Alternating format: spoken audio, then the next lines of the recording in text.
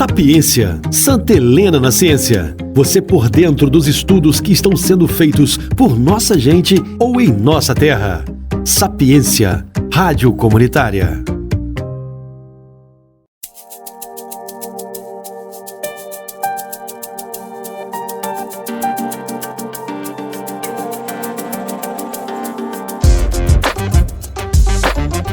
Muito bem, começando aqui a edição número 2 do Sapiência.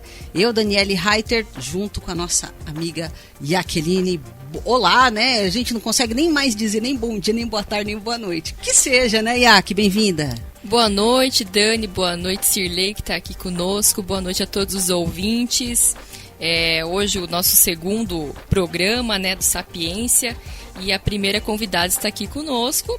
Hoje a gente vai conversar com a Cirlei Patrícia de Souza, ela que atualmente está desenvolvendo pesquisa no programa de pós-graduação na UniOeste Campus Cascavel, em Biociências e Saúde, no Centro de Ciências Biológicas e da Saúde. Ela vai falar daqui a pouco, vai se apresentar, a gente vai deixar ela dizer aí o que é a pesquisa dela, né? Mas ela vem lá, é aqui da cidade, está desenvolvendo pesquisa lá em Cascavel, na UniOeste. Cirlei, seja muito bem-vinda e a gente agradece a sua participação. Estamos muito felizes por você estar aqui conosco. Bem-vinda, Cirlei. Olá, boa noite, muito obrigada pelo convite, primeiramente. Boa noite a Jaque, a Dani, a todos os ouvintes. Mulher pesquisadora, né? Pesquisadora, por que não, né? Então, santelenense e pesquisando aí. E depois já vou falar um pouquinho que uma parte dessa pesquisa também foi feita aqui em Santa Helena, né? A do meu mestrado. Vai prazer imenso estar aqui. Eu já quero fazer a primeira pergunta aqui, né? Já tô louca por fazer a pergunta. Por que é que você decidiu aí fazer essa pesquisa? O que foi que te moveu assim? Então, antes da gente falar o título mesmo, apresenta ela a partir da sua emoção com ela. Antes mesmo de fazer o doutorado, eu já estive pesquisando na área de fitoterápicos, de compostos fenólicos, então os benefícios, né, para a nossa saúde. Então hoje a gente vê tanta coisa que é benéfico, que é bom, mas até que ponto, né? Quanto que a gente pode contribuir também com a ciência? E essa ciência que eu faço é uma ciência de base. Então ele dá respaldo para outras pesquisas virem. Quando você fala ciência de base, o que é ciência de base, para a gente entender? É a pesquisa aquela que vai dar sustento para as próximas pesquisas em humanos, para aquelas pesquisas que vão ser possivelmente considerada dentro do consultório. Por exemplo, eu sou nutricionista, atuo no consultório, atuo na parte materno-infantil. Uhum. Então, o que a gente pode suplementar para aquela criança, para aquela mãe, com base em que quantidade?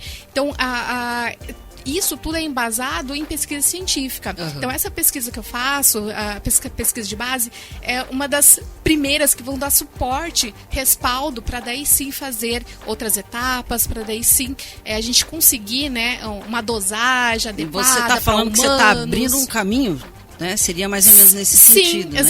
Sim, exatamente. Tá aí fazendo igual os colonos, daqui um dia a gente tem os aniversário, né, do município, a gente tem a festa do colono e do motorista logo para frente mesmo, já que a gente está falando também de Santa Helena, de alguma forma você também está abrindo uma picada ali, né?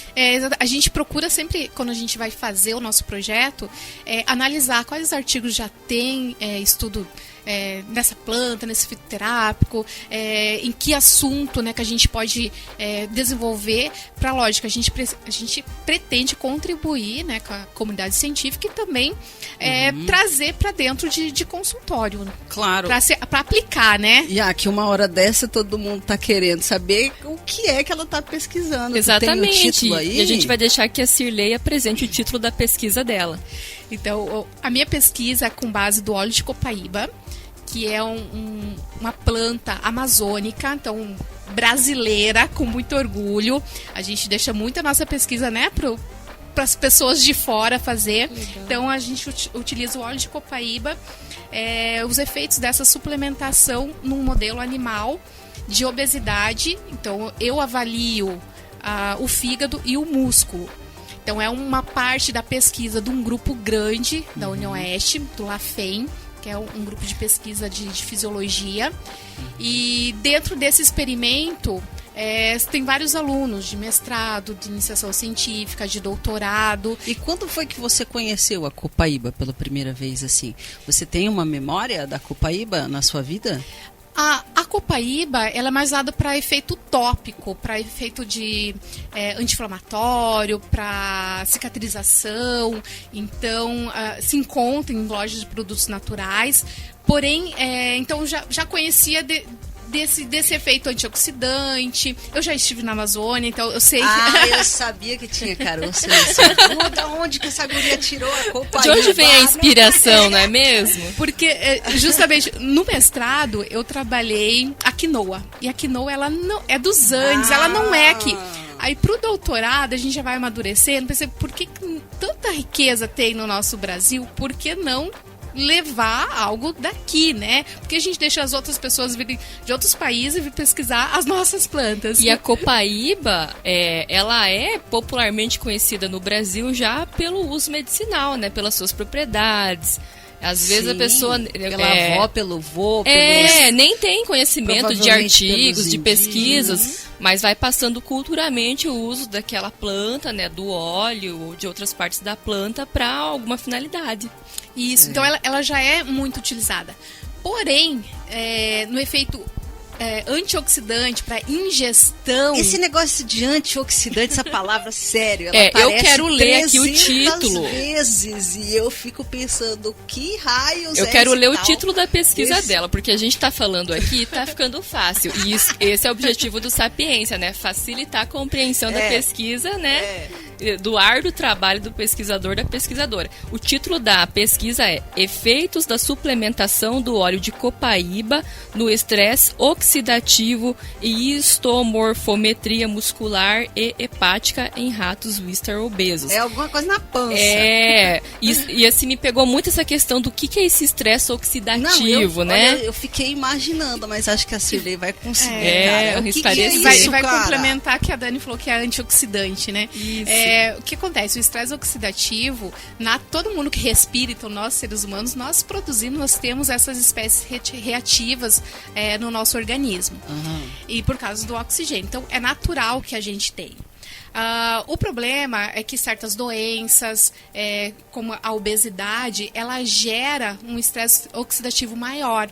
Então esse estresse oxidativo, essas espécies reativas de oxigênios, elas vão fazer danos. Espécies reagem ao oxigênio e daí dá um troço ali. Isso. Aí essas espécies reativas de oxigênio, elas reagem, danificam a nossa célula.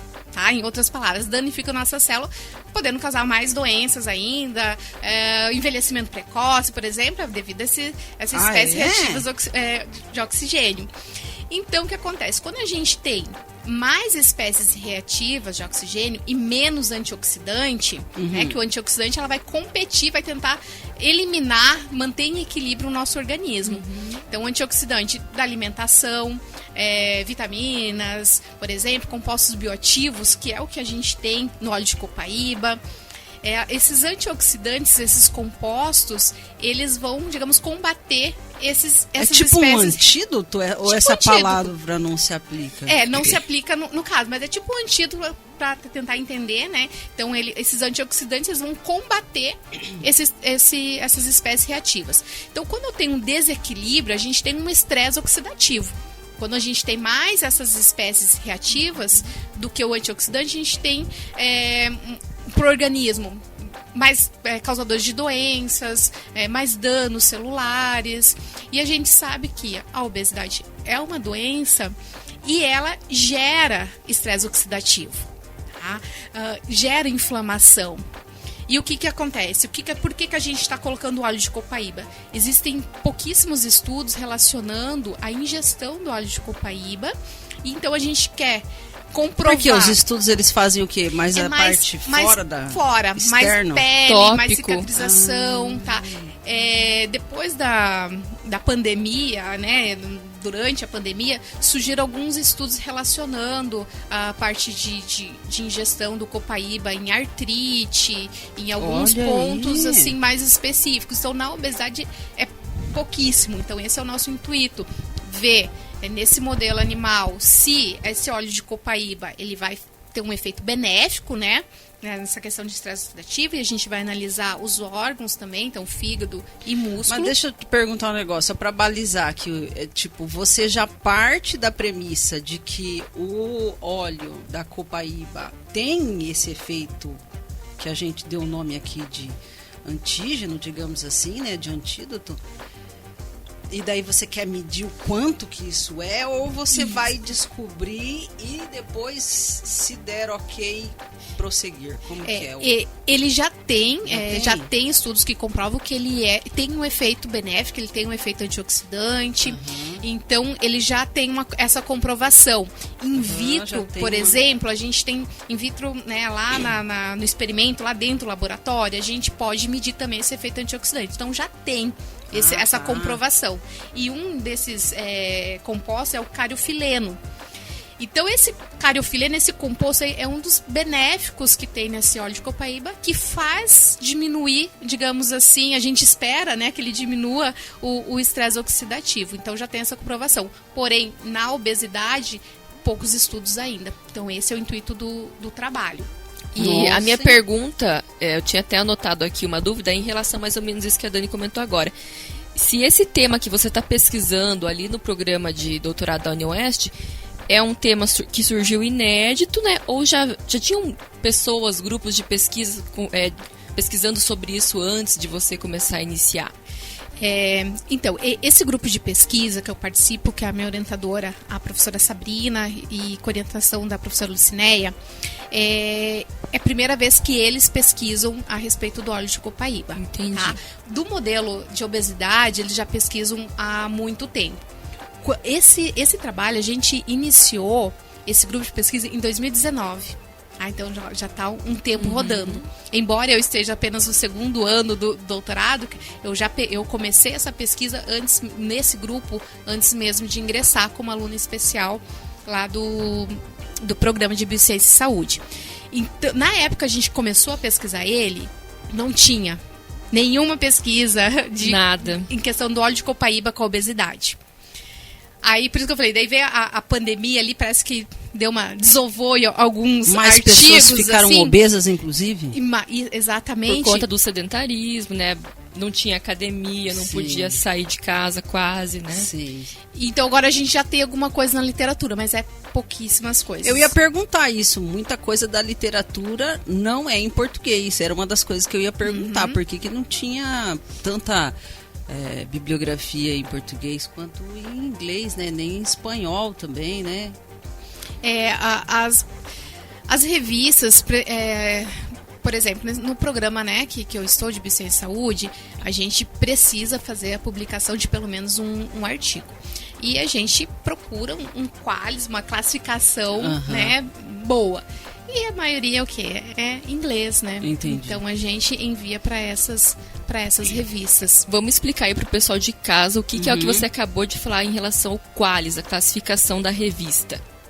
Isso. Então, a revista ela vai ter o fator de impacto dela. Então, dependendo da área que você trabalha, que você estuda, né? Ela tem, digamos assim, esse impacto seria se ela é boa, é ruim, ou se ela é mais ou menos, né? Então, a gente avalia o quê? Na publicação do mestrado, a gente conseguiu numa de classificação A1, que é, digamos, a mais top, né, que tem desses assuntos. Então, a gente sempre procura... E é um grupo, né? Realmente foi o grupo que publicou. Você vê lá a autoria do grupo, né? Isso. Legal. Então, a gente não consegue fazer um trabalho desse porte, né, sozinho.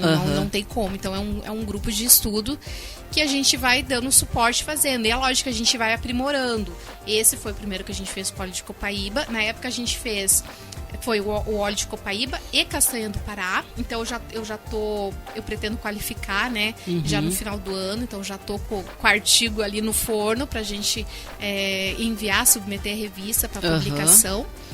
E então a gente, depois desse aqui, já tem um outro agora fazendo sobre ferro e tal, mas também com a suplementação de copaíba, daí a gente vai aprimorando e melhorando. Então por isso que é também um trabalho em grupo, mas é um trabalho demorado, né? Então não é um trabalho assim de um ano pro outro, né? Por isso que tem o tempo aí do doutorado para ser feito. E quanto tempo você tem para realizar essa pesquisa? Existe um prazo? Não tem um prazo? Como é que é? Então, no doutorado são 4 anos, né? A gente pode estender ou não, daí tem que fazer o pedido ou até antecipar.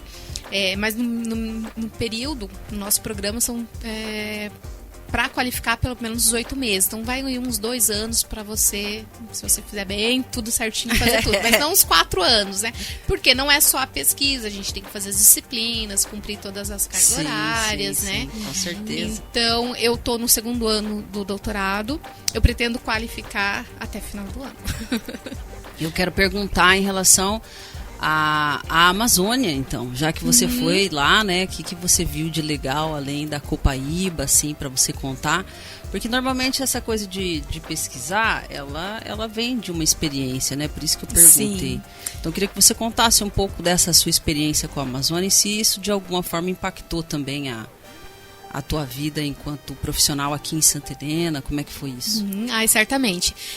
Acho que a nossa cultura indígena a gente tem que valorizar muito, então assim, o que eles sabem na prática, a gente busca agora respaldo científico para comprovar, né, o que eles já usam, né, há tanto tempo.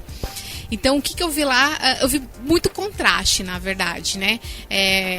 Eu vi áreas muito preservadas, bonitas. Eu tive a oportunidade de ir a algumas aldeias com moradores lá da Amazônia mesmo. Então, aldeias assim que não são, como posso fazer, exploradas pelo turismo, né? Porque uma coisa é você lá como turista e ver uma cena achando que aquilo lá, né, é uma aldeia indígena.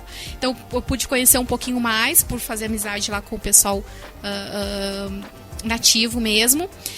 E a cultura deles é linda. O poder das plantas medicinais, o poder das questões fitoterápicas. E, por outro lado, como pesquisador, é lógico que a gente sempre olha com aqueles olhos. Nossa, isso aqui se faz tão bem assim, né? Outras pessoas também poderiam se beneficiar. Claro. Fazer. No caso do óleo de copaíba mesmo, eles já usam há muito tempo para ingestão, mas eles já sabem, questão de quantidade, entendi. Porque ele tem um efeito, que a gente fala hepatotóxico, né, que pode ser tóxico para o fígado, se você consumir em quantidade grande. Então, então eles têm, assim, uma cultura riquíssima, que a gente desconhece praticamente. Esses dias eu estava lendo, eu comprei um material falando sobre a Amazônia, da parte antropológica mesmo, dos sítios arqueológicos de lá, né? E daí a população de lá tem pelo menos 12 mil anos, né? Então, 12 mil anos, o Brasil tem 500, dando uma arredondada, né? E a gente está falando de uma população de muita gente há 12 mil anos atrás, né? E com de como muito conhecimento, né? Muito conhecimento. E como eles também cultivavam, né, essas plantas. E aonde é que eles colocavam as sementes. É toda essa ciência, né? Que é tão avançada e que ainda tem tanto pra gente descobrir, né, cara? Exatamente. Então eu vim com essa ideia de que no mestrado eu trabalhei a quinoa, que é uma planta andina. E quando eu fui pra lá, por que não trabalhar com algo daqui do Brasil, né? A gente deixa ser explorado, a gente está deixando. Então, aí casou, né? Deu certo a gente trabalhar com óleo de copaíba, né? Conversando com a minha orientadora. Então, casou, deu super certo. E uma outra coisa, assim, também, de lá, né? Uma experiência que tive lá, tive outra visão também, porque a gente vê muita coisa, assim, pela TV, né? Aquela questão turística, igual eu falei. Uma coisa é você ir numa aldeia que é de turismo, e outra coisa é você vivenciar realmente a vida deles. E como é muito exploratório lá. Então esse outro lado, até dos animais, não só das plantas, sabe? Então dos animais, do bicho preguiça mesmo. Um lugar que as pessoas querem agarrar, né? Arrancar, né? Então eu saí daqui querendo voltar com uma foto do bicho preguiça, né? Porque eu via pessoas que iam pra lá aquela foto. Quando eu cheguei lá, o pessoal, o rapaz do hostel que a gente ficou, ele trabalha... agora eu não consigo lembrar. Que tem dos botos lá e peixe-boi, enfim. Ele trabalha lá naquele local, ele é biólogo. E ele falou, as pessoas, eles pegam o bicho preguiça do mato, vão lá, tiram foto até aquele bicho preguiça morrer e depois vão lá e pegam outro. É essa a realidade. Aí quando a gente foi fazer uma dessas visitas turísticas, eu vi aquela cena. com o bicho preguiça, passava para um, passava para outro, e foto. Gente, quando eu olhei aquilo, eu falei, nossa, não quero. Eu voltei sem foto do bicho preguiça. É mais ou menos a Amazônia, né? Se você quiser pegar a Amazônia e gastar ela até ela morrer também, né? É mais ou menos desse... né? Nessa mesma visão, né? Nesse mesmo objetivo. Sugar tudo que tem de bom, depois acabou, pronto, não tem mais o que fazer aqui. Né, e com nossas plantas é exatamente a mesma coisa. Então, assim, é tão explorado, às vezes, por outras pessoas, às vezes de fora, ficam sabendo. E sempre tem gente de olho no que tem aqui no Brasil, porque é muita riqueza, né? É muita riqueza. Produz muita coisa. Agora, em relação a outra parte aí da tua pesquisa, né? Que teu objeto é a copaíba, mas é a copaíba no caso da obesidade, né? Tem esse recorte ali, né?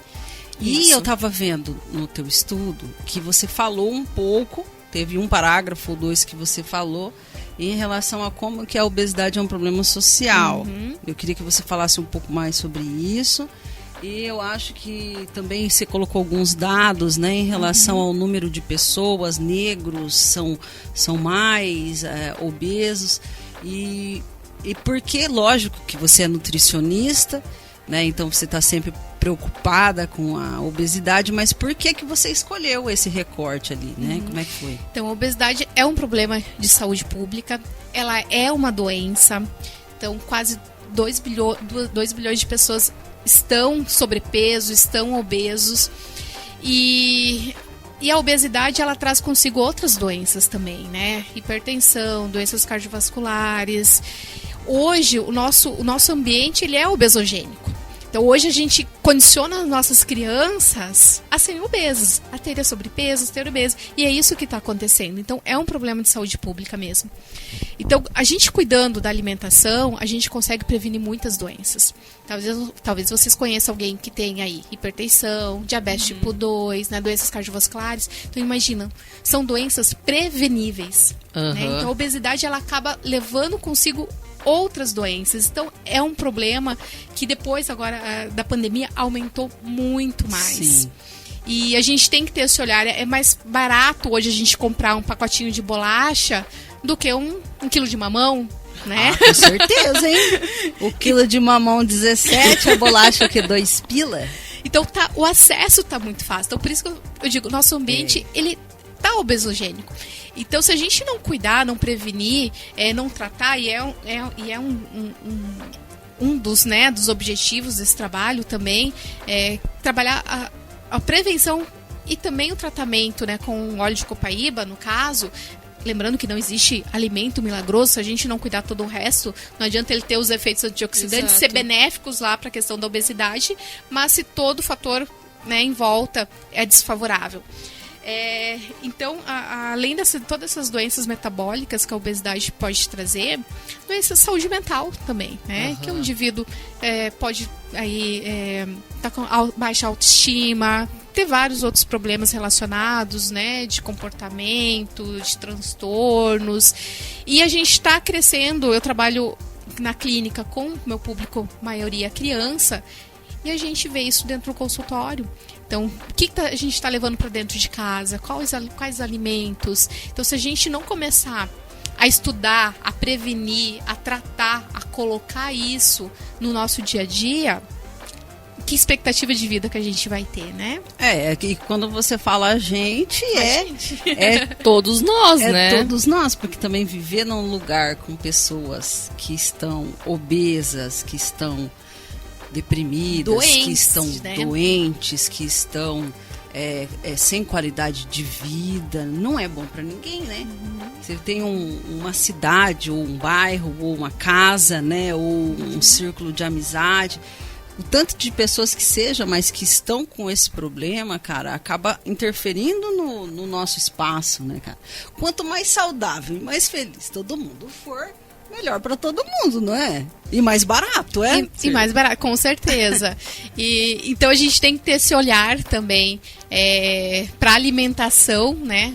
Olhar para os efeitos antioxidantes, os efeitos benéficos que a alimentação pode trazer, mas também saber que são duas vias, né? Que a gente pode escolher. Mas o indivíduo que está ali obeso é mais difícil, porque ele tem toda uma desregulação hormonal, ele tem toda uma... O impacto na saúde mental já, né? Então isso a convivência com ele vai ser mais difícil, né? Então a gente tem que ter um olhar diferenciado, né? Um olhar para esse indivíduo também. Então, quando eu falo que a pesquisa é uma pesquisa de base, ela vai dar suporte para outras pesquisas. Como eu falei, o óleo de copaíba pode ter efeito tóxico em determinada quantidade. Então, qual seria a dosagem ideal, né, para o indivíduo? Será se ele realmente preveniria? Será se ele melhoraria? Se é um antídoto ou veneno, né? Será se ele melhoraria a parte do estresse oxidativo daquele indivíduo obeso, né? Lá, pensando na clínica, lá dentro do consultório. Então, esse o intuito, né? Depois de chegar na pesquisa com dosagens corretas, né? Hoje não tem ainda isso, Cirlei. A dosagem correta do uso do óleo da copaíba. Não, para ingestão... Só para passar na pele, digamos assim, né? Isso, para ingestão não. A gente não tem uma dosagem que possa falar assim, não vai trazer malefício, tá? A gente não tem como assegurar ainda hoje. O que acontece? Já dando um spoiler dos meus resultados, dos meus resultados que eu ainda não qualifiquei, mas eu já tô tabulando os dados. A gente já observou o seguinte, bem curioso, tá? Que nos animais que foram suplementados, mas que não eram obesos, não deu um efeito legal, tá? Que a gente analisou parte de fígado e músculo. No fígado, não houve como que eu posso dizer? A suplementação não foi benéfica. Então isso remete ao quê? Digamos, aquele indivíduo que não é obeso, mas está lá suplementando, está lá tomando. Isso. Então, às vezes, para ele vai ser pior, né? Entendi. Então, às vezes, a suplementação vai ser boa para aquele indivíduo que é obeso, não para aquele que... Precisa. Que realmente precisa. Aí também acende um alerta para quem usa suplementação, às vezes sem... E automedicação, né? E sem conhecer, né? Sem saber a dosagem, simplesmente, é bom, então vou tomar. Isso me faz lembrar um pouco a questão dos chás, né? Eu amo tomar chá. E hoje já aprendi a tomar chá sem açúcar, né? Às vezes as pessoas falam, chá é bom pra isso, chá disso é bom pra aquilo. E a pessoa toma, assim, uma térmica daquele chá por dia, todos os dias, vários dias. E aí vem essa questão, né? Ela pensa que tá fazendo um bem pra saúde, mas pode estar se intoxicando. Aí que tá a importância hoje, né, da ciência, né? Exatamente. Porque quem vai poder dar essa resposta? Quem vai poder assistir? O quanto daquilo eu posso estar consumindo, né? Exatamente. E até que ponto vai fazer bem pra minha saúde. Legal. Beleza, gente. Mas eu quero voltar um pouquinho, que você deu um spoiler já da tua pesquisa. Mas assim, acho que faltou você explicar quais são os passos dessa tua pesquisa. Como é que começou, como é que tá agora, como é que vai finalizar, o que vocês esperam mesmo, como que vocês fazem essa suplementação. Você comentou agora aqui que vocês observaram, né, que em animais não obesos não teve um resultado tão bom. Então aí a gente já deduz que existiam 2 grupos de animais que foram observados, né? Como é que foi? Sim. Antes da gente começar, né, a pesquisa, a gente tem que desenvolver um projeto, mandar para comitê, porque é um projeto que utiliza animais, então a gente tem um comitê de ética. Após a aprovação, a gente pega os animais, o biotério e todos os cuidados necessários para esses animais. A gente dividiu em grupos controle, tá? O controle magro, né, o controle normal, o controle suplementado com óleo de copaíba. E daí os animais obesos, que a gente induz eles à obesidade com o glutamato monossódico, sabe aquele Ajinomoto? A gente induz a obesidade com aquele MSG que a gente chama, né? Que é o glutamato monossódico, aquele mesmo que você compra no mercado. Então é um protocolo já validado, ele faz uma lesão hipotalâmica e vai fazer, vai causar problemas, né, para o animal, a questão de hormonais, e vai trazer a obesidade, o ratinho fica menor também. Então a gente tem esse grupo obeso e a gente tem o grupo obeso suplementado. Então são 4 grupos, machos e fêmeas, tá? tá? Eu fiz com os dois. Tem grupos que só utilizam macho, outros só fêmeas. Tem questão hormonal, questão das ratas fêmeas. Então, a gente... nós usamos todos eles. Então, só foram 8 grupos, né? E a gente fez a suplementação, daí nos animais controles. A gente, simula o estresse, o mesmo estresse que seria do suplementar, a gente faz no outro para tentar ter um mínimo de viés, né, na pesquisa.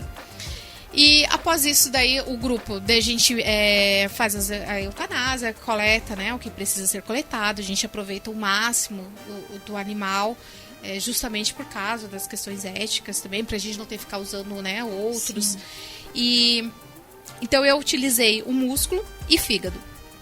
A partir daí eu vou fazer como posso dizer para vocês, eu vou emblocar aquele músculo, de todos os grupos. Todos então é muito em parafina, e aí depois a gente corta, coloca em lâminas e a gente vai analisar o fígado. Como é que tá lá as células do fígado, né? Como é que tá os hepatócitos? Deu diferença do controle? Deu diferença do obeso?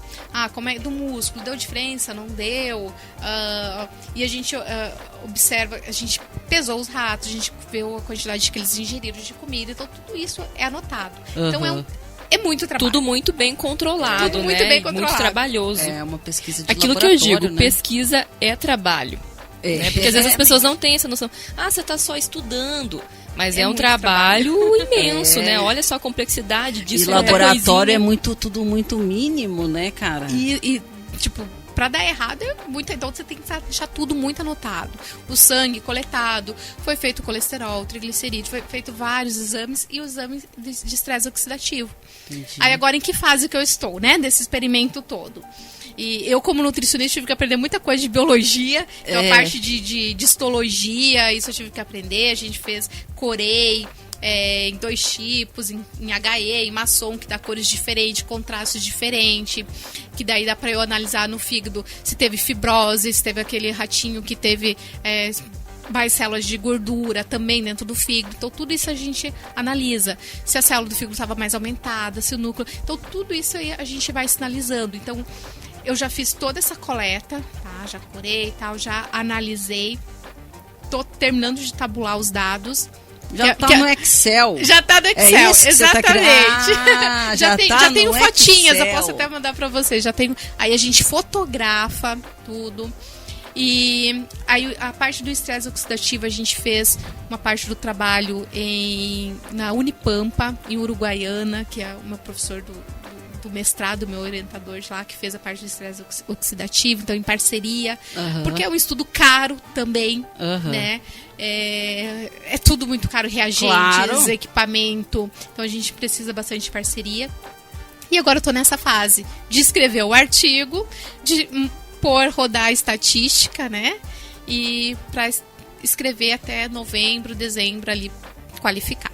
Entendi. Aí qualifiquei, a gente precisa qualificar, submeter o artigo para poder qualificar.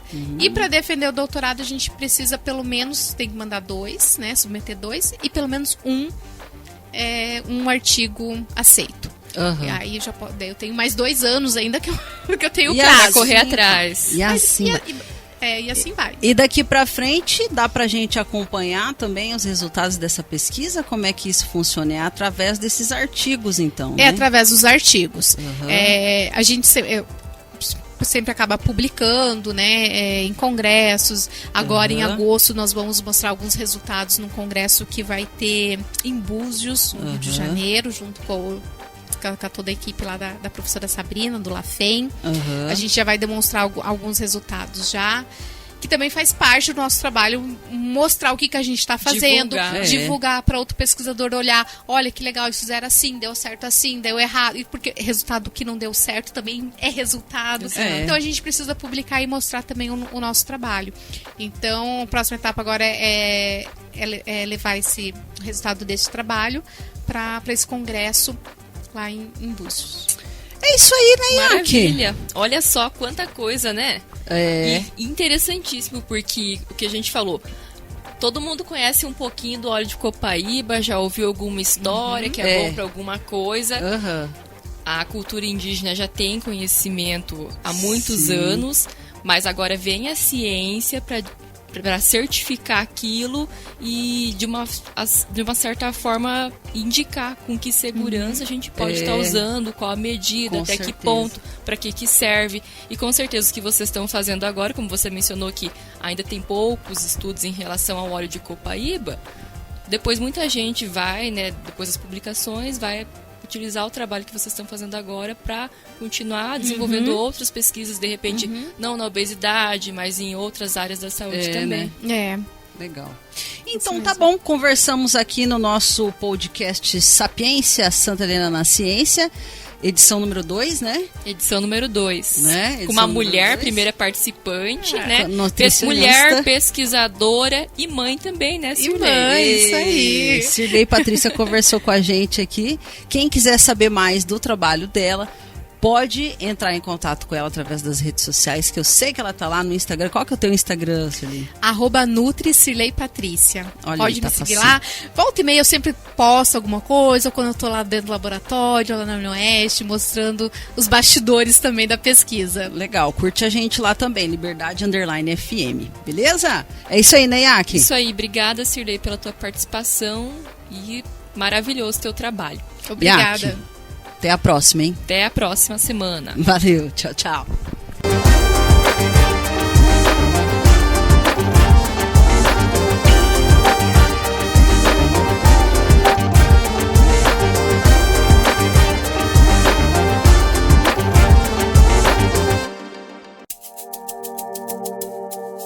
Sapiência, Santa Helena na Ciência. Você por dentro dos estudos que estão sendo feitos por nossa gente ou em nossa terra. Sapiência, Rádio Comunitária.